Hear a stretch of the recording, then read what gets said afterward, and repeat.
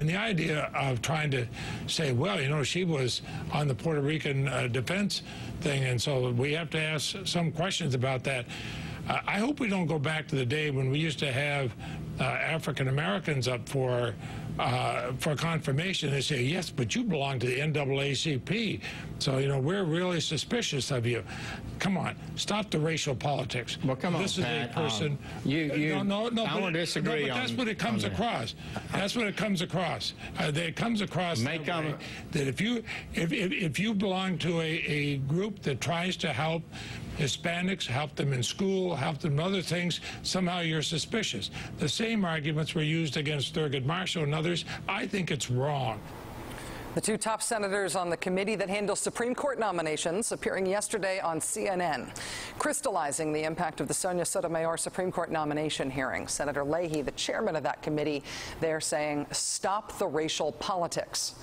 The vote on Judge Sotomayor's nomination is expected to happen at the latest by a week from tomorrow. Barring something truly unforeseen, she will be confirmed by a large margin. The United States Supreme Court will get its first Latino justice, and the Washington battle over her nomination will be remembered less for what it revealed about the nominee and more for what it revealed about just how much overt racial politics Americans can still stomach. After MSNBC contributor Pat Buchanan penned a column last week urging more overt racial politics over Sotomayor's nomination, he and I had a heated discussion on this show about race and about Judge Sotomayor's nomination. If you missed it, essentially Pat and I had a sharp disagreement over Judge Sotomayor's statement that she's an affirmative action baby.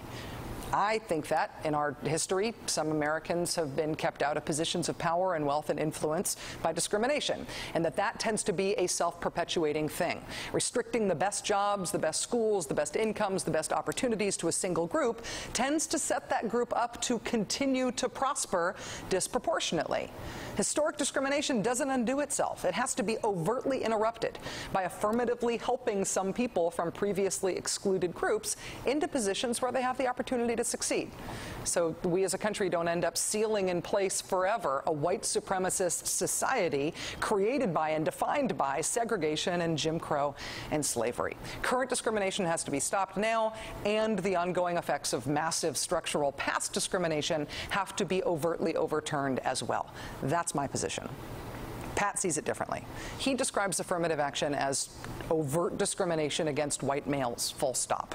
And I don't want to speak for him. Pat has been making these arguments for a long time, and he says what he means, and he means what he says. They are victims of this evil affirmative action policy, which says, in effect, that everybody's covered by the 14th Amendment and the civil rights laws.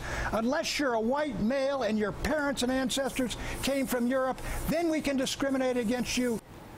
That was the argument that Pat made.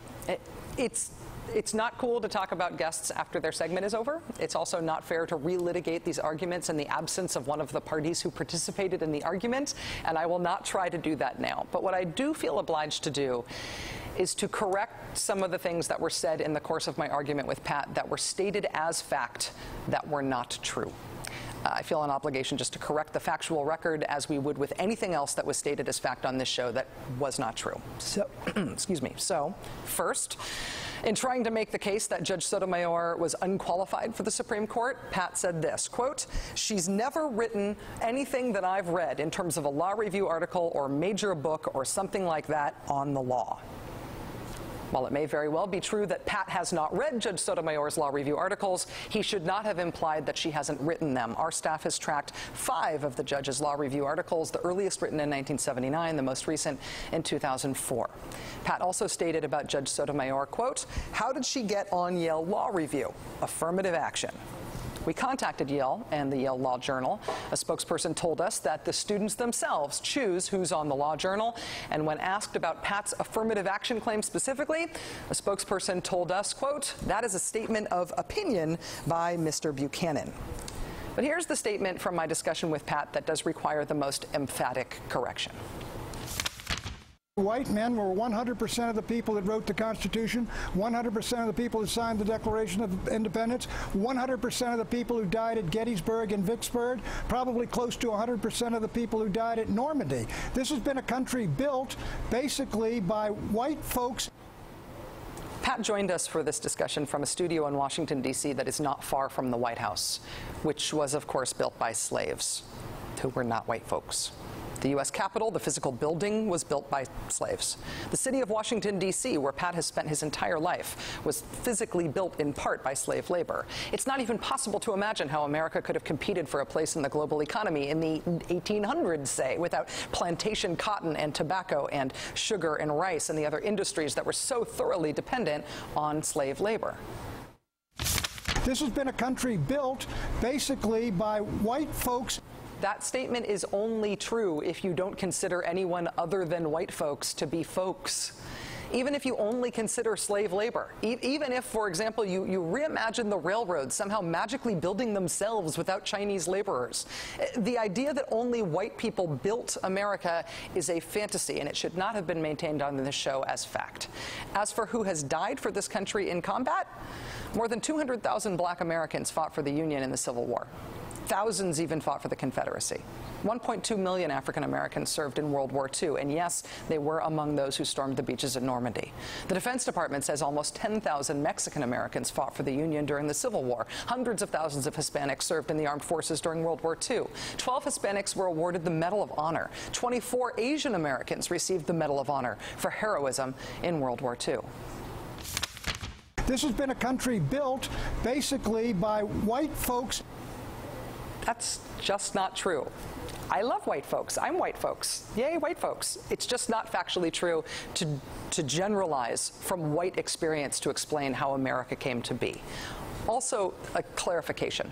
Pat said over and over again in our discussion that he is against affirmative action. Rick Perlstein, who wrote the book Nixonland, turned up a memo from 1971 in which Pat actually suggested an affirmative action program to Richard Nixon's White House. It was an affirmative action program for Catholics. Quote, instead of sending the orders out to all our agencies, hire blacks and women, the order should go out, hire ethnic Catholics, preferable women, for visible posts. One example, Italian Americans, unlike blacks, have never had a Supreme Court member. Give those fellows the Jewish seat or the black seat on the court when it becomes available. In other words, choose a Supreme Court nominee in part on the basis of ethnicity and religion, said Pat to Nixon. So those are our corrections and clarifications. Oh, actually one other. Pat also said, quote, the U.S. track team in the Olympics, they're all black folks. The U.S. Olympic track team is not all black folks or otherwise. Also, the Olympic hockey team is not all from Minnesota either, which he also said. We very much regret these errors ending up on the show, and we will be right back.